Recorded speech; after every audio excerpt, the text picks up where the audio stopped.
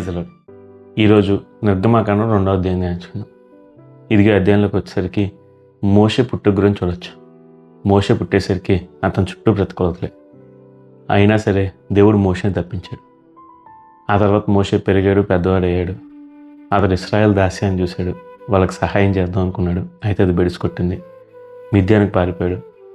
ఇక ఈ సమయంలో ఇశ్రాయేల్ గట్టిగా మొరపెడితే వాళ్ళ మొరను దేవుడు విన్నాడు. వాళ్ళని దృష్టించాడు. వాళ్ళ మీద దృష్టి నిలిపాడు. ఈ మాటలతో అధ్యాయం ముగించబడుతుంది. ఇది ఈ అధ్యాయంలో మనం విషయం జ్ఞాపకం చేసుకోవాలి. దేవుడు ఎప్పుడు మనల్ని దృష్టించేవాడని. అవును, మనుషులు మనం కష్టంలో ఉన్నప్పుడు చూసేవాళ్ళు కాదు, మన దగ్గర నుంచి దూరంగా వెళ్ళిపోతారు.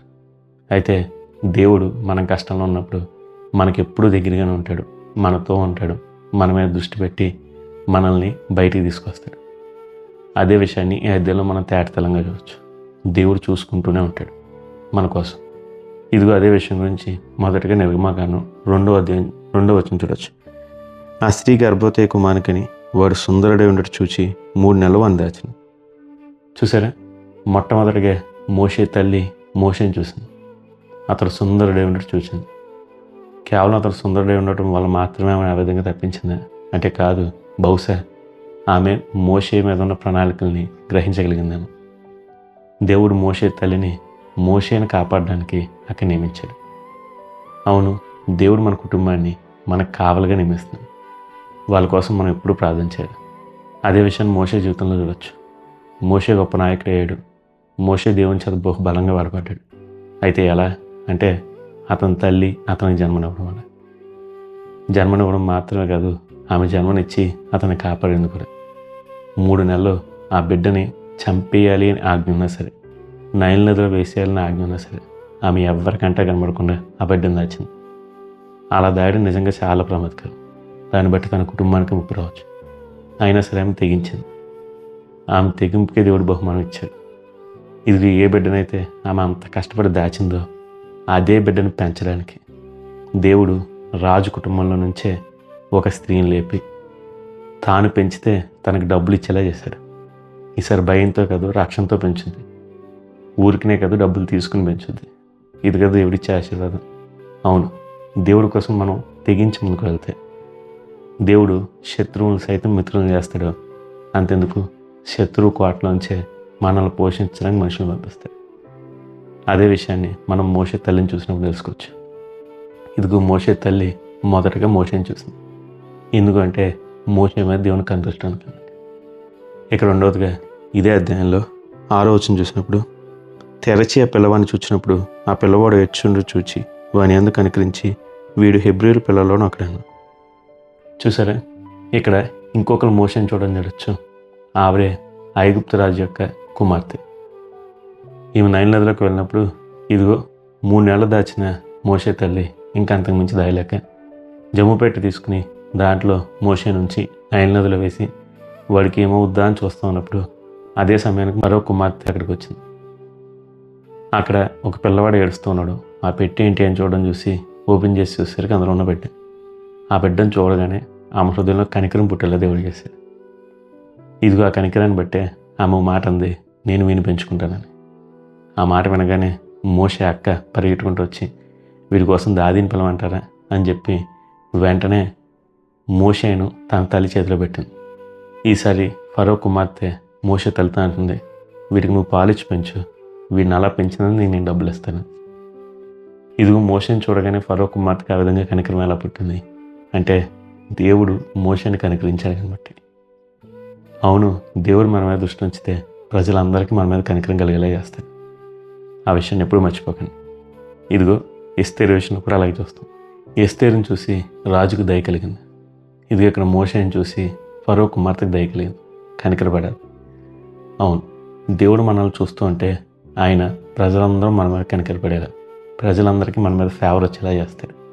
అందుని బట్టి దేవుని దృష్టి ఎప్పుడు మీ మీద ఉండాలని చెప్పి ఆశపడండి.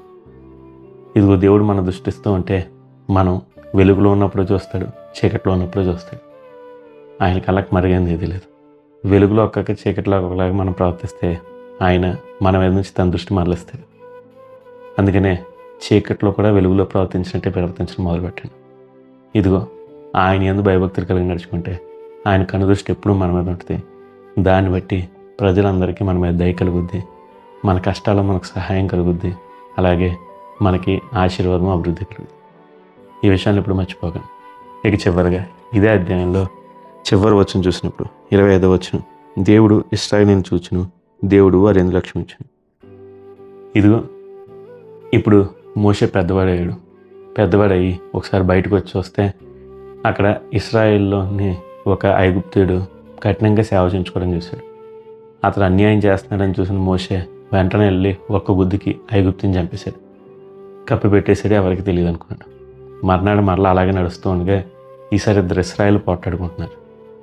వాళ్ళకేదో సాయం చేద్దాం అనుకుని, ఎందుకై అలా చేస్తున్నావు, నీ సహోదరుడే కదా అంటే, నువ్వెవరుగా మా మీద తీర్పరగా వచ్చావు, నిన్న వాడిని చంపేసినట్టు నన్ను చంపేద్దాం అనుకుంటున్నావా అని చెప్పి ఎవరికైతే సహాయం చేశాడో ఆ సహాయం చేసిన వాళ్ళే తన గుట్టంతా బయటపెట్టేశారు. ఇక ఈ విషయం రాజు దాకా వెళ్ళింది. మోషేని చంపడానికి రాజు ప్రయత్నించేసరికి మోషే పారిపోయాడు, మిద్యాను వెళ్ళి దాక్కున్నాడు. అయితే ఈ సమయంలో ఇశ్రాయేలు నిట్టూర్పులు విడుస్తున్నాడు. రాజు వాళ్ళ మీద దాస్యాన్ని బాగా పెంచేశాడు. ఆ నిట్టూర్పులన్నీ దేవుడు చూస్తూ ఉన్నాడంటే, వాళ్ళని చూశాడు, వాళ్ళ ఎందుకు లక్ష్యం ఉంచాడంటే. ఇదిగో సాధారణంగా లోకంలో పలుకుబడి కలిగిన ఒక వ్యక్తి మనం ఒక సమస్యను అతని దగ్గర తీసుకెళ్తే నేను చూసుకుంటాను అంటే మనకి ఎంత ధైర్యం కలుగుద్ది. ఒక సాధారణమైన వ్యక్తి ద్వారానే మనకు అంత నమ్మకం కలిగితే, అంత ధైర్యం కలిగితే, దేవుడు చూస్తూ ఆయన లక్ష్యం ఉంచాడు అన్నప్పుడు ఇంకెంత ధైర్యం కలగాలి. ఇదిగో ఇశ్రాయేలునే కాదు, మనల్ని కూడా దేవుడు అలాగే చూస్తున్నాడు. మనకు శ్రమ కలిగితే ఆయన చూస్తూ ఊరుకునేవాడు కదా. ఆయన మనల్ని అంతటినీ గమనిస్తున్నాడు, మన మీద లక్ష్యం ఉంచాడు కూడా. ఆయన తప్పకుండా తప్పిస్తాడు, ఆయన తప్పకుండా హెచ్చిస్తాడు. అయితే మనం చేయాల్సింది ఆయన మీద లక్ష్యం ఉంచడం. మన దృష్టి ఆయన మీద పెడితే ఆయన దృష్టి ఎప్పుడూ మన మీద పెడతాయి.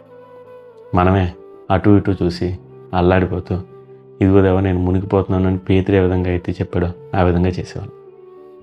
పేతురు యేసు ప్రభువుని చూసి నీటి మీద నడవడం మొదలుపెట్టాడు.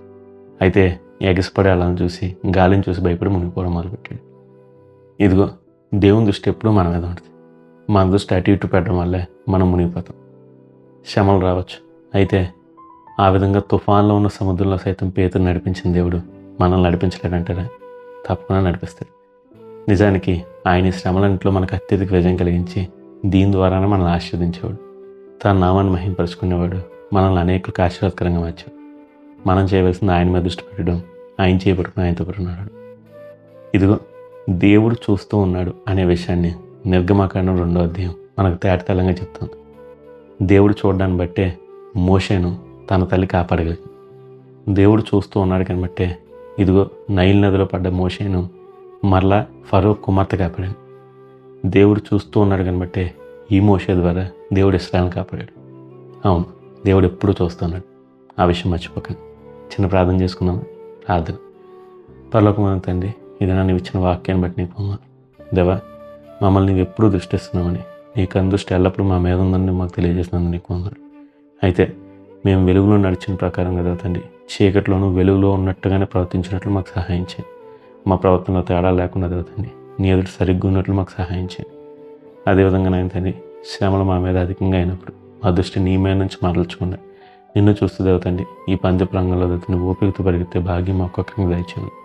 నా ప్రభును ప్రియరక్షకుడు నజరేయుడైన యేసుక్రీస్తు నామములో ఈ చిన్న ప్రార్థన అడిగి వేడుకుని పొందుకుని నిన్నే స్తుతిస్తున్నాను ప్రియ పరలోకపు తండ్రి. Amen, amen, amen. God bless you. Have a blessed day.